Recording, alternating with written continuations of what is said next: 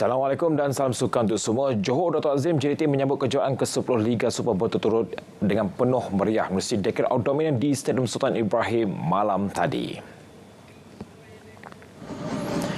Hampir 40,000 penyokong hadir memeriahkan malam penuh gemilang JDT. Malam sambutan bermula dengan persembahan drone dan pencahayaan yang memukau semua penyokong disajikan persembahan bertenaga daripada kumpulan tari legenda The Jabberwockers dan artisan terbangsa Face Montana dan Wet Dream. Sambutan sebagai simbolik kepada pencapaian luar biasa Hari Masalah itu antara lain disediakan dengan pertunjukan bunga api dan 1,000 drone bercahaya yang memerangi langit Iskandar Puteri serta JDT Fan Fest 2023 yang diadakan di stadium itu sejak 8.30 pagi. Kejuaraan Liga Super Sepak Harimau Selatan itu turut menjadikan JDT juara double quadruple apabila menyapu bersih kesemua 4 trofi dalam saingan Liga Malaysia musim ini. Terdahulu pada sebelah petang JDT meraihkan gelaran ke-10 dengan penuh bergaya selepas membelasah Penang FC 8-0. Lebih cemerlang, skuad Harimau Selatan itu turut mencatat rekod baru meledak 100 gol dalam Liga musim ini. Pada aksi itu, bintang tempatan Arif Aiman, Muhammad Hanafi paling mencuri tumpuan dengan menyumbang 4 gol. Arif Aiman membuka jaringan sampai minit ke-5 sebelum penyerang import Bergson da Silva menambah 2 lagi gol untuk menjadikan kedudukan 3-0 memasuki minit ke-33. Penguasaan Harimau Selatan diteruskan dengan gol Akhir Rashid dan Herbert Fernandez masing-masing pada minit ke-41 dan pada minit ke-43. Arif Aiman menjadi watak penting pasukan pada babak kedua dengan meledak 3 lagi gol pada minit ke-47 dan 52 dan masa tambahan untuk melengkapkan jaringan keempat peribadi. Kemenangan besar 8-0 membolehkan skuad kenderaan Esteban Sarigah menggakkan rekod tanpa kalah musim ini dan cuma bolos 7 gol dalam keseluruhan 26 perlawanan.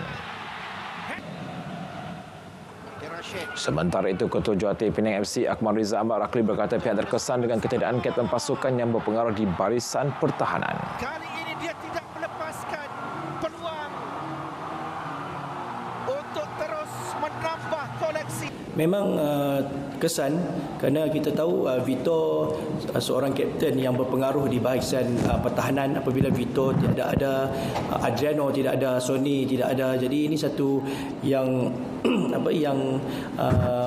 mengganggu persiapan pasukan. Tapi sebagai jurulatih saya perlu bersedia dengan segala kemungkinan. Apa pemain yang saya percaya mahu bermain untuk pasukan, mahu berusaha untuk pasukan, saya akan menggunakan. Manakala Ketua Jurulatih JDT Esteban Sarigah berkata beliau gembira dan berterima kasih kepada semua pemain dan staf atas kemenangan yang diberikan. Perlawanan ini nanti mereka akan menjulang trofi Liga Super. The team today scored 100 goals and only conceded 7 in this championship, which is for me it's amazing because it's not easy. It's not easy for any team in the world to accomplish this task. So, no, never. I never expected, tell you the truth, I never expected. But after, like I told you before, when we were so close, of course, I tell them to push to go for the target. Masih lagi perkembangan Liga Super, Kuala Lumpur City FC dan Seri Pahang menutup saingan Liga Super musim ini dengan berkongsi satu mata apabila terikat tanpa jaringan di Stadium Bola Sepak Kuala Lumpur malam tadi. Keputusan itu membolehkan Seri Pahang menamakan saingan musim ini di kedudukan kelima dengan mengumpul keseluruhan 45 mata. Manakala KL City pula di kedudukan ke-6 dengan mengumpul 38 mata.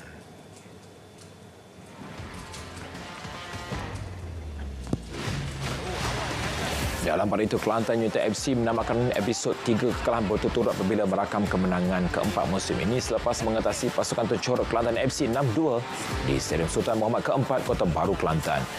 Skuad Red Warrior menjadi pasukan dengan rekod bolos terbanyak dalam satu musim Liga Super selepas dipolosi 121 gol musim ini.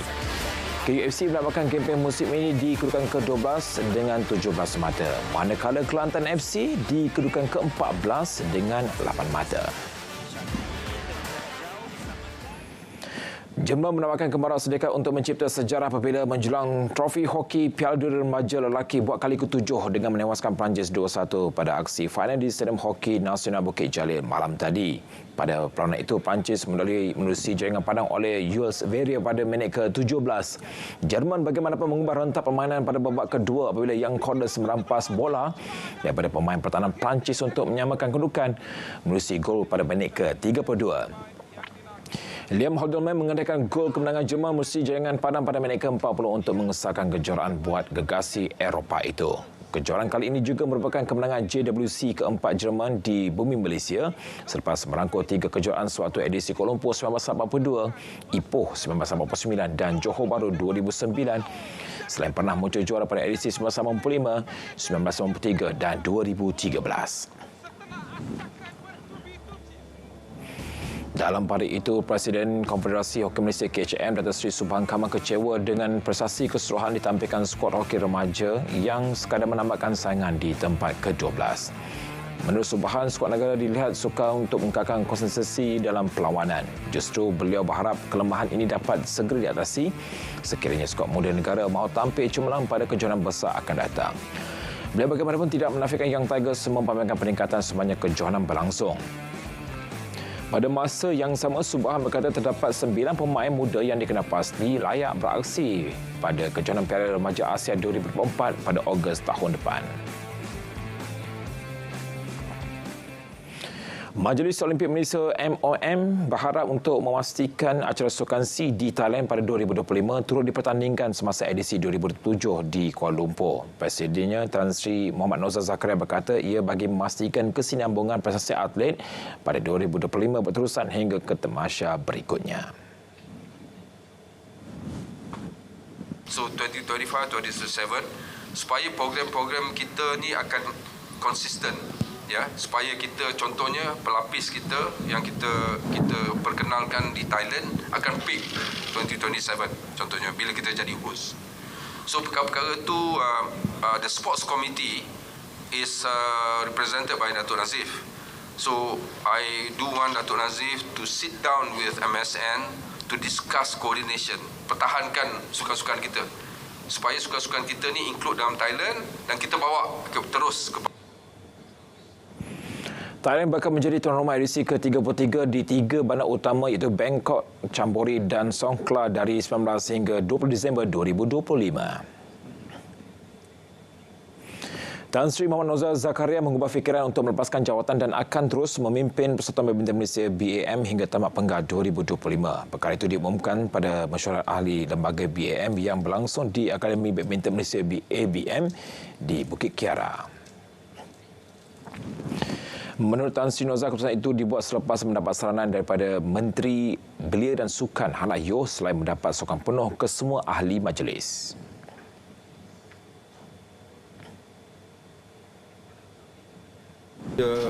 Appeal ataupun request, request daripada Yang Berhormat Menteri yang merasakan bahawa sebagai co-chair kepada RTG dan melihat bagaimana kebanyakan daripada pemain-pemain datangnya daripada badminton dan ia memerlukan satu koordinasi yang fokus terhadap pemain-pemain tersebut dan apa yang kita buat proses ini adalah menuju kepada Olimpik. Seharusnya tidak ada perkara-perkara yang mengganggu gugat dari segi persiapan tersebut. Dari sungai ke segara, Palestin pasti merdeka. Sekian Studio RTM, salam Malaysia Madani dan salam sukan untuk semua.